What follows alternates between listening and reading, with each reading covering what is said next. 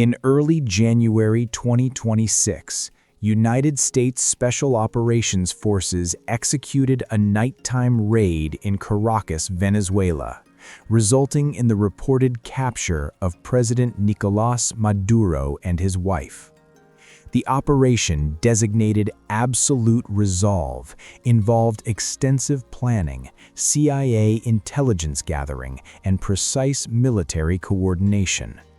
The mission represented one of the most politically sensitive special operations undertaken by American forces in recent years, targeting a sitting head of state under federal indictment. While both Delta Force and Navy SEAL Team 6 represent the highest tier of American special operations capability, only one unit led the mission into Maduro's fortified compound. The selection of Delta Force over the Navy SEALs raises a fundamental question about operational assignment in special missions units. Both units train for high-risk counterterrorism operations. Both fall under Joint Special Operations Command, and both possess extraordinary capabilities. Understanding why Delta Force received this assignment requires examining the specific mission requirements and how each unit's core specialization aligned with operational demands. The answer reveals essential principles about how America's most elite forces are deployed. The Maduro operation carried exceptional political and legal sensitivity beyond standard counterterrorism missions. The target was a sitting head of state facing United States narco-terrorism indictments, requiring capture for prosecution rather than elimination. American authorities needed Maduro alive to stand trial in federal court, making this fundamentally different from direct action missions against terrorist leaders, where elimination serves the strategic objective. The operational demand absolute precision in identification, minimal collateral damage, and successful extraction of a specific individual from a defended compound in an urban environment. Any error in target identification would create an international incident with severe diplomatic repercussions. The mission profile differed fundamentally from typical counterterrorism operations against dispersed networks. The objective centered on lawful apprehension under federal warrant, creating requirements more aligned with federal law enforcement standards than conventional combat operations. The strategic imperative was bringing Maduro to American courts intact and unharmed, making capture the only acceptable outcome and elevating the mission's complexity considerably. The operational environment was an urban compound within Caracas, specifically a fortified structure at the Puerta Tizona military base. Intelligence indicated reinforced construction, multiple security layers, armed protection forces, and surveillance systems throughout the facility. The compound sat in a dense urban neighborhood, increasing the complexity of approach routes and limiting options for aerial support. The mission required nighttime insertion by helicopter, rapid building entry, positive target identification, physical apprehension, and immediate extraction under potential hostile fire. The geographic and tactical parameters were entirely land-based, occurring in a dense urban setting far from any maritime environment. CIA intelligence teams had spent months mapping interior layouts, security patterns, guard rotations, and movement schedules. Satellite imagery, human intelligence sources, and electronic surveillance combined to create detailed blueprints of the target structure. The mission demanded surgical precision in close quarters, with no margin for misidentification or excessive force. Operators needed to distinguish Maduro from security personnel, family members, and staff within seconds of breaching his location. The entire operation timeline from insertion to extraction needed to occur within minutes to avoid reinforcement from nearby military installations. Delta Force, formerly designated 1st Special Forces Operational Detachment Delta, was established specifically for land-based counter-terrorism and hostage rescue operations. The unit's founding mission centered on urban assault, building entry, close-quarters combat, and high-value target extraction from defended structures. Created in response to international terrorism threats during the late Cold War, Delta Force developed capabilities specifically for operations where precision mattered more than firepower, and where surgical action replaced conventional military force. Training emphasizes individual problem-solving, land navigation, advanced marksmanship in confined spaces, and operating in complex built environments under extreme stress. Delta Force operators undergo selection processes focusing on independent thinking, adaptability, and performance under ambiguous conditions. The unit's operational history reflects consistent deployment in urban settings, requiring precise target capture rather than area destruction. Missions have ranged from embassy rescues to compound raids, consistently emphasizing controlled violence and discriminating force application. Navy SEAL teams, including the elite SEAL Team 6, developed from naval special warfare heritage with primary focus on maritime operations. The designation itself describes core competency: sea, air, and land operations beginning and returning to water sources. SEAL heritage traces to underwater demolition teams and naval combat demolition units from World War II, establishing maritime expertise as the foundation of SEAL identity and capability development. SEAL training emphasizes amphibious insertion, underwater operations, coastal reconnaissance, shipboarding, and missions originating from naval platforms.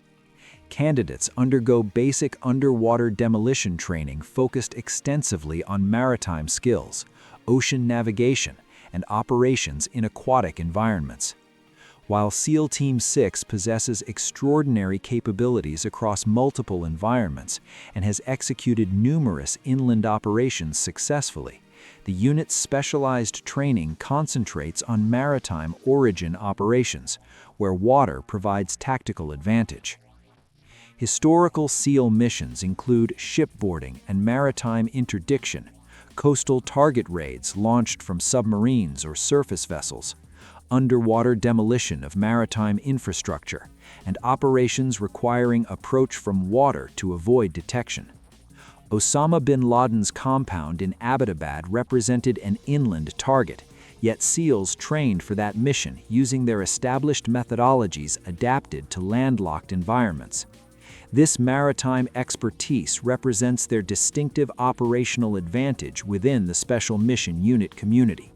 When missions require capabilities rooted in naval warfare or aquatic insertion, SEALs provide unmatched competency.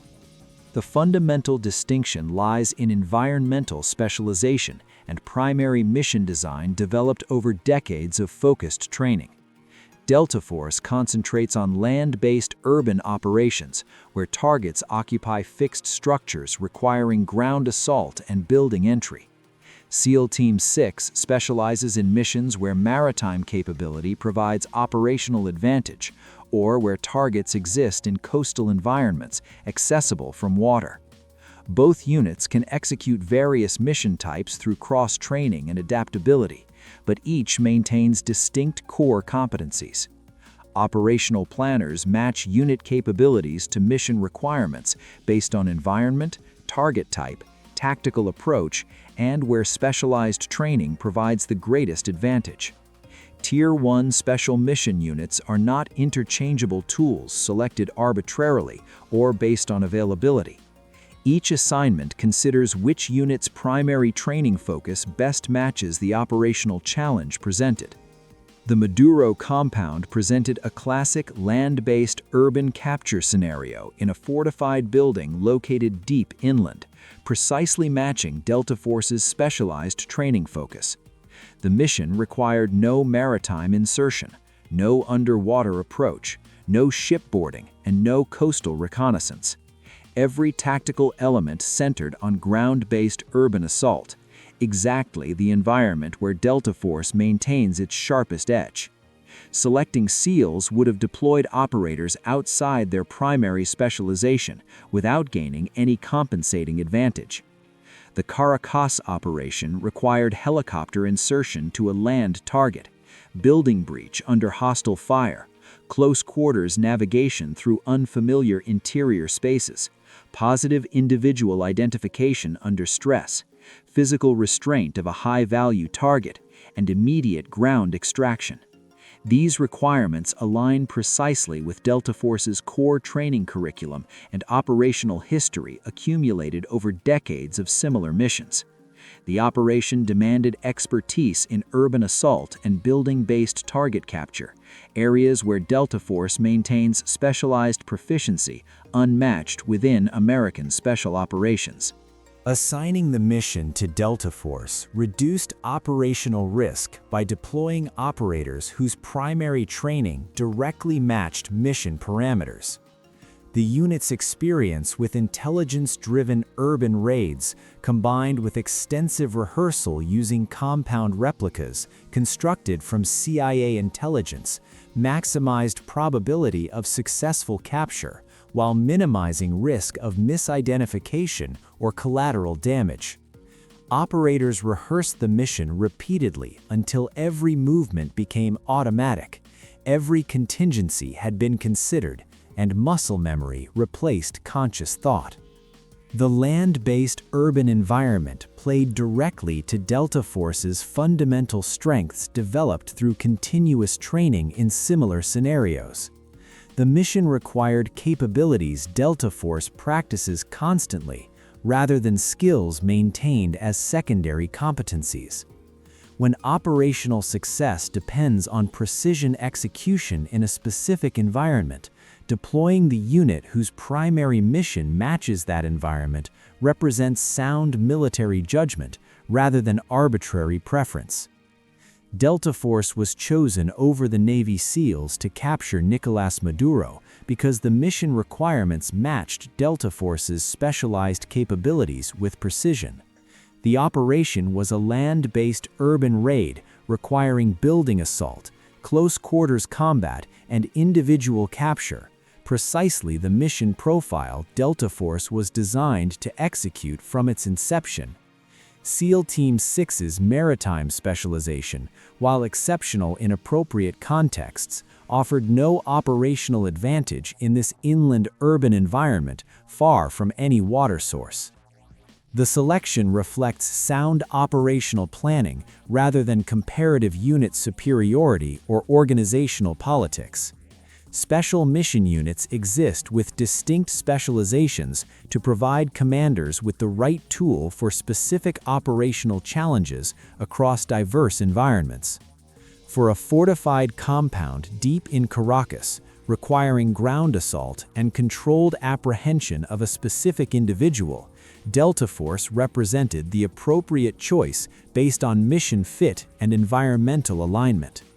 The decision validated fundamental principles of special operations planning: match the force to the mission, deploy specialized capabilities where they provide maximum advantage, and never treat elite units as interchangeable when their distinct training offers clear operational benefits.